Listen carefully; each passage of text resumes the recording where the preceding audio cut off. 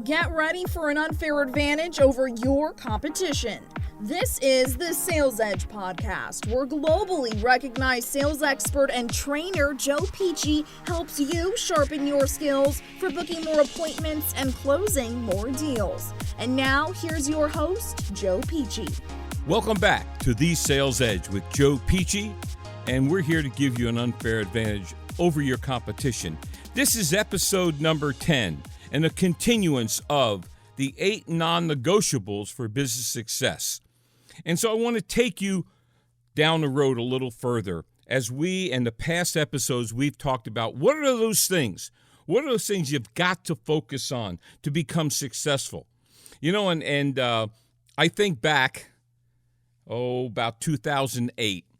And I remember 2008 because I don't know where you are in life, but 2008 was a particularly tough year financially in our country.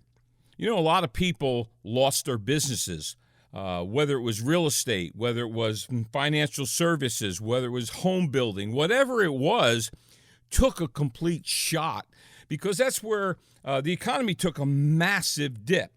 Now, in our business model, speaking, coaching, training, consulting, a lot of our peers took a shot.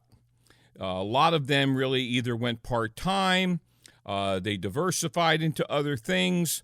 A lot of them really cross-sold and teamed up with other people in the industry and created alliances, strategic alliances, which was smart, and they got an opportunity to continue to sell into each other's database. It was speaker bureaus weren't as effective. That inbound call was not that effective. I mean, people weren't sitting around saying, hey, let's get so-and-so to speak at our convention. You know, I was speaking to a friend of mine, Andy Andrews, who is a national New York Times bestseller a couple times over. He wrote The Traveler's Gift and many other books. And we were sitting down having a cup of coffee one time, and because his number one thing he does is big-time keynotes, he said, you know, Joe, sometimes the first thing that goes when the economy dips is, do we really need that speaker? What is that? Is that speaker going to help us ensure success at our event? He said, so sometimes bringing in an outside speaker, especially if their fee structure is high, that's the first thing to go. Well, I think back to 2008, and Dawn and I had an opportunity to go to a convention where there were a lot of professional speakers, coaches, trainers, and consultants. And as we're sitting there and just talking shop with people, it became very apparent to us that they were having a hard time and that they really were fixated on what was not happening. Their speaking fees had dropped. Their bookings had dropped. And I looked at Dawn and I said, you know, we're not at that celebrity status yet. We haven't gotten to the tipping point where it's just coming to us all the time. We're not famous. We never won a Super Bowl. You know, I didn't work for IBM as the CEO. We're Joe and Dawn Pici. And yes, we are speaking, training, and coaching for some of the Fortune 100, and we're doing very well. However, we're really, really coming close to tripling our income this year, and we need to find out why. What are we doing? When I look at some of the elite speakers, trainers, and coaches in our country, and I've seen maybe some of their economics have fallen, it appears to me that most businesses in all industries are very much tied into the economy. They ebb and flow. They peak, they valley. And I wanted to build a recession-proof business.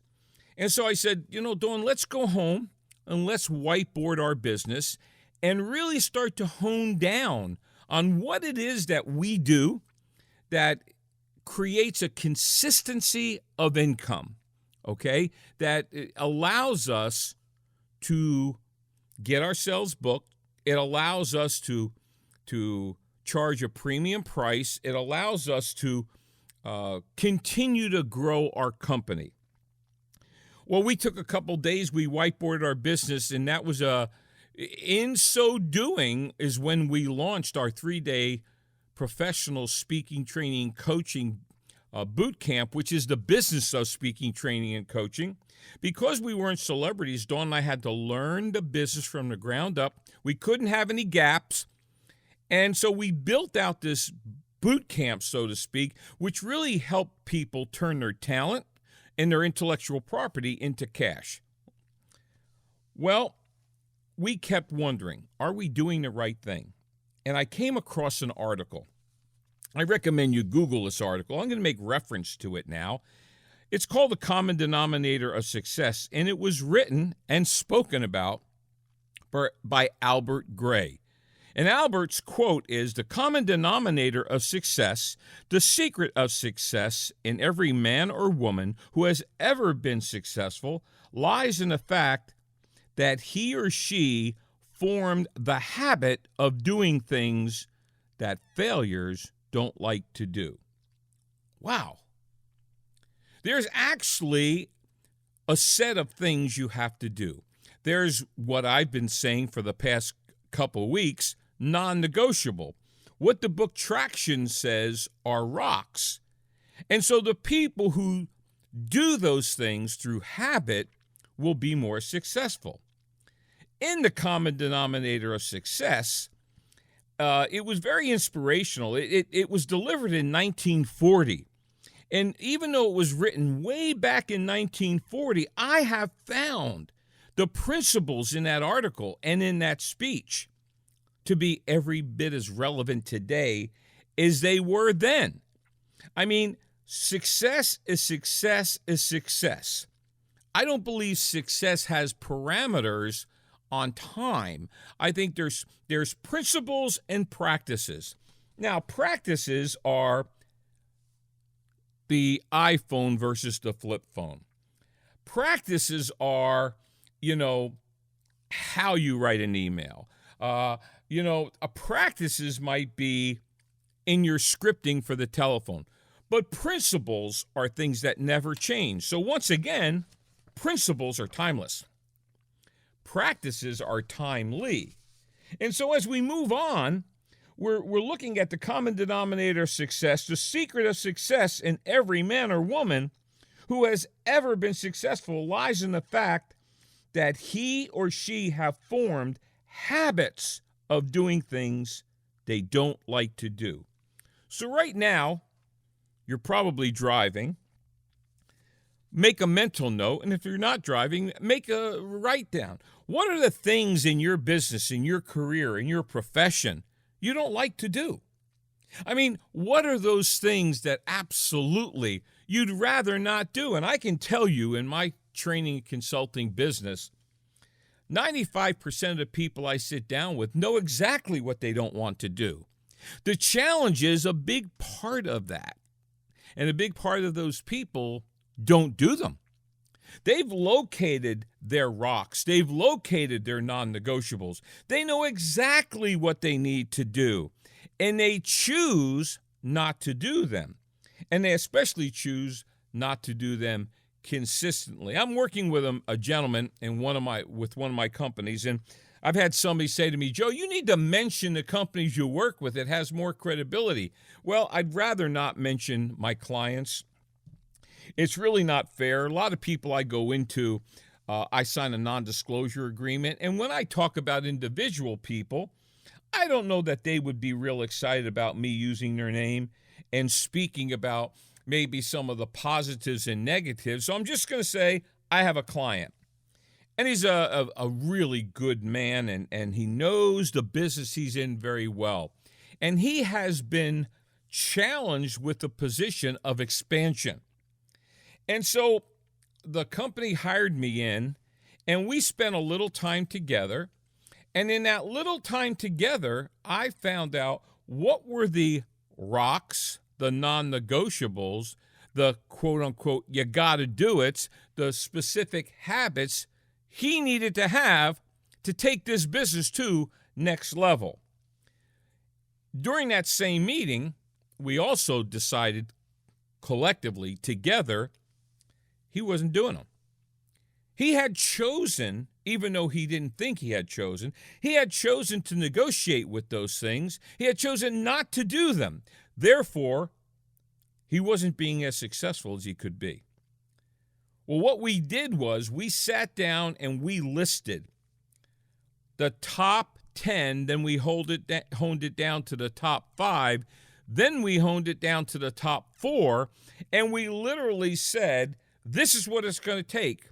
This is your role assignment. These are your rocks, your non-negotiables. These are the habits you need to have every day to take this business to the next level. And with that, he said, yeah, but you know, Joe, I would rather blank, and so would you, and so would I. I mean, you know, every time I go on a diet, I'm giving up something I would rather eat. I get up at 3:30 in the morning. I get on a stationary bike, and I start my day. And it's a self-discipline thing. By the way, when it comes to self-discipline, if you remember, one of the primary keys of success is to have self-discipline. And so you have to work on that. Now let's move on, okay? To say that successful people do what unsuccessful people are not willing to do, that sounds so cliche. It sounds so old-fashioned. And yet, if we're honest, it's every bit as relevant today as it's ever been. You know, in our business, you know, we do very specific tactical sales training, and then we also work with speakers, trainers, coaches, and consultants who would like to monetize. And one of the first things we do in our 3-day boot camp for speakers is we help people realize they're not prima donnas. They need to serve the client versus not being served. And believe it or not, 9 out of 10 people look at me and say, wait a minute, I'm the show. No, the client is the show. We have to make a mental adjustment there, okay? To leave that prima donna mentality and move into the mentality of serve. Now, in The Secret of Success, forming a habit of doing things that failures don't want to do, we start boiling things down. So what are those things? Now, hopefully you've taken some time to write down those things. I know specifically when it comes to sales, I'm getting ready to do a podcast in a couple of weeks with a company, and they say, well, no, Joe, we want you to speak about sales into IT. And I said, well, that's not a lot different than anywhere else. I said, it is what it is. Sales is sales. And so we're going to be talking about the 8 non-negotiables on that podcast. But if you've ever wondered why the biggest producers, okay, like to do the things that most people don't like to do, they don't. I mean, I know a lot of great salespeople, and they don't like getting up early in the morning. They don't like picking up the phone. They don't like generating leads. There's a lot of things they don't like. They don't like following up, but they do it, and that's why they're successful. And so, you know, as Dawn and I were starting to look at why are Joe and Dawn Pici continuously growing our business, and there were certain things that we honed it down. You know, it's when the dream is bigger than the challenge, you go get it. And so if you remember in the very, very, very first time we talked about the non-negotiables and the 8 non-negotiables, we talked about creating clarity. And then the first stage of clarity is, what is it that you want? What is the end result? So if you're in sales or if you own your own business, how much time are you spending setting the destination in place? How much time are you actually spending thinking about, what do I want to accomplish? Because the minute you negotiate with a non-negotiable, I'm going to tell you right now, this is a Joeism, what I believe you never really set. You never set your why, your destination, because if your why doesn't cause you to overcome the things you don't want to do, then you didn't get the right why. It wasn't the right one. And so please don't misunderstand I think people think that you gotta love to do everything. No, you have to love the result, and then you have to really hone down on the secrets and the habits. So how are your habits? I've studied success a long time, and what I realize about success is most successful people have a set of habits. They seem to get up early. They seem to have a schedule that they follow, and they seem to be very disciplined about those things. So now, why habits are so important in the common denominator of success? Wow. Men are creatures of habit, and women. When I say men, I mean men and women. We are creatures of habit.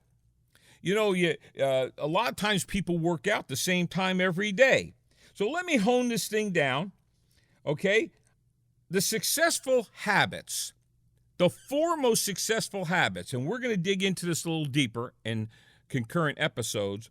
But what I did was I honed them down for Pici and Pici, and then every sales team I work with, I'm working hard to get them into these 4 habits.